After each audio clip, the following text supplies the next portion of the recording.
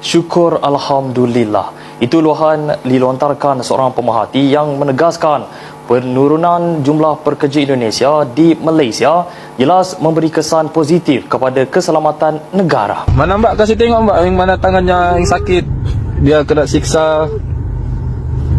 Saya sudah 2 hari tidak dikasih makan, hanya dikasih roti. Saya memandang serius dakwaan kedutaan Indonesia di Malaysia yang mendakwa bahawa ada majikan-majikan di negara kita yang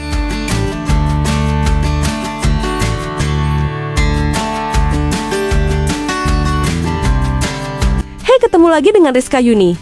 Pernah nggak sih kamu dengar narasi dari sebagian media di Malaysia yang bilang kalau pekerja Indonesia itu ancaman? Bahkan sering banget dikaitkan sama kriminalitas. Yang bikin miris. Narasi itu kadang disampaikan dengan nada suliola mereka senang ketika jumlah pekerja Indonesia berkurang. Seakan-akan masalah langsung selesai kalau TKI nggak ada. Tapi, bentar dulu. Kalau kita lihat fakta di lapangan, ceritanya justru nggak sesederhana itu. Banyak pekerja Indonesia yang datang ke Malaysia itu bukan buat cari masalah. Mereka datang buat kerja, cari nafkah, bantu keluarga di kampung, dari sektor konstruksi, perkebunan, sampai rumah tangga. Peran mereka nyata dan penting. Ironisnya, yang jarang diangkat justru sisi lain. Kasus-kasus kekerasan terhadap pekerja Indonesia, mulai dari gaji yang nggak dibayar, jam kerja nggak manusiawi, sampai perlakuan kasar yang bahkan gak sedikit berujung trauma. Ini bukan 1-2 cerita, cukup banyak yang akhirnya terungkap ke publik. Jadi pertanyaannya sekarang, siapa sebenarnya yang lebih sering jadi korban? Narasi yang menyederhanakan pekerja Indonesia sebagai ancaman itu bisa jadi menutup realita yang jauh lebih kompleks. Karena di balik stigma, ada manusia yang sedang berjuang hidup di negeri orang. Bukan berarti nggak ada masalah sama sekali. Syukur Alhamdulillah. Itu luahan dilontarkan seorang pemerhati yang menegaskan penurunan jumlah pekerja Indonesia di Malaysia jelas memberi kesan positif kepada keselamatan negara. Dakwa pemerhati kehadiran pekerja asing dari Indonesia sering dikaitkan dengan peningkatan aktiviti jenayah dan masalah sosial di negara ini. Justru pemerhati menegaskan dengan penurunan jumlah mereka di negara ini, masalah dan ancaman keselamatan yang sukar dibendung selama ini dapat diselesaikan sekaligus diatasi segera. Pemerhati berkata demikian bagi mengulas kenyataan Duta Besar Indonesia ke Malaysia, Datuk Indra Hermono, yang menyatakan gaji rendah di Malaysia menjadi punca pekerja Indonesia kurang berminat lagi bekerja di negara ini. Pak cakap, bagi tahu sini semua. Apa semua? Pak, tolong saya, Pak. Saya sudah tidak tahan. Saya disiksa terus dengan majikan. Saya mau pulang Indonesia. Tolong saya. Saya tidak mau lagi di sini, Pak. Paspor dengan saya punya telepon disita sama majikan. Tolong saya, pulangkan saya Indonesia, Pak. Mana mbak kasih tengok mbak yang mana tangannya yang sakit, dia kena siksa. Saya sudah 2 hari tidak dikasih makan, hanya dikasih roti. Dikasih roti je mbak. Cuma dikasih roti, itu pun saya harus duduk di belakang. Kalau saya duduk, dia cakap saya pemalas. Tolong saya mau pulang. Dia mau pulang, dia trauma, dia baru 2 minggu dekat sini. saya memandang serius dakwaan kedutaan Indonesia di Malaysia yang mendakwa bahawa ada majikan-majikan di negara kita yang masih tak bayar gaji pembantu rumah. Ada yang sampai tertunggak 20 tahun. Jadi yang lebih menggeramkan saya apabila dikatakan tunggakan bayaran itu mencecah jutaan ringgit.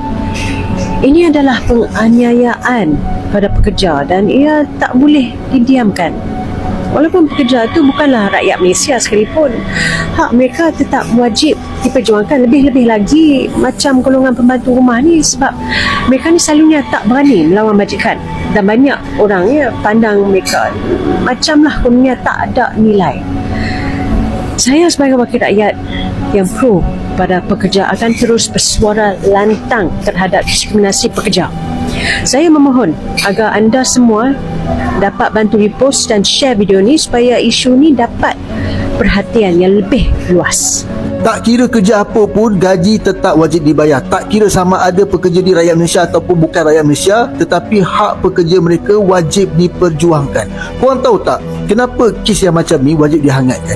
Sebabnya nanti kalau pekerja asing ni tak dibayar gaji, maka mereka akan buat kerja-kerja haram, jenayah lainnya. Contohnya kerja sebagai GRO ataupun mencuri untuk menampung kehidupan mereka. Yang tu yang kita duk marah selama ni kan. Antara sebab kenapa mereka buat jenayah ni disebabkan mereka tak dibayar gaji. Jadi kalau kita tak nak benda ni berlaku, maka kita kena tekan majikan-majikan tempatan kita ni untuk segera bayar gaji-gaji tertunggak pekerja-pekerja mereka. Senang kau? Kau kerah kuderat tenaga pekerja-pekerja ni semua, jaga anak kau, basuh cuci rumah kau, kena maki hamu dengan kau, tapi kau tak nak bayar gaji dia. Kau ingat dia ni robot ke apa? Kau ingat mereka ni hamba ke apa? Kita jangan pelekehkan pekerjaan mereka sebagai amah, kerana kerja adalah kerja dan mereka bekerja secara sah. Maka kita wajib layan dan santuni mereka menurut proses undang-undang yang betul. Bila kita perjuangkan hak-hak pekerja warga asing ni, maka sebenarnya kita dah selamatkan pekerja tempatan kita daripada majikan yang jahat seperti ini.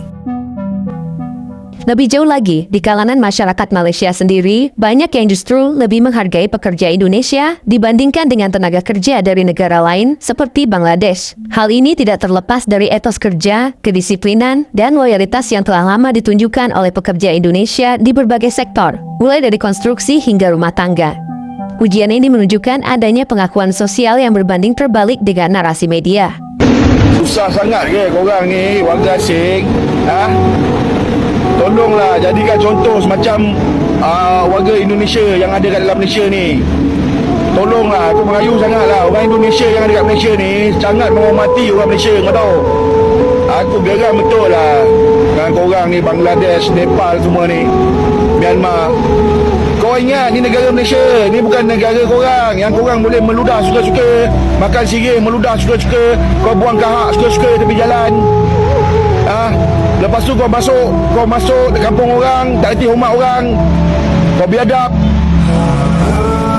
Tolonglah jadikan contoh tu Indonesia tu. Bagus lah orang Indonesia dekat Malaysia ni, kau tahu tak? Orang Indonesia yang dekat Malaysia ni, sampai kita orang sebagai orang Malaysia segan dengan orang. Diorang banyak tolong orang Malaysia, kau tahu. Bantu orang Malaysia, cukupkan soft dekat masjid-masjid, dekat surau. Tolonglah, susah sangatlah, degil lah korang ni, susah nak jaga korang ni yang bukan Islam ni. Tolong jangan jalan kulu gila kampung orang, bawa tin arak tu, batu kau buang suka-suka, buang-buang sepa-sepa.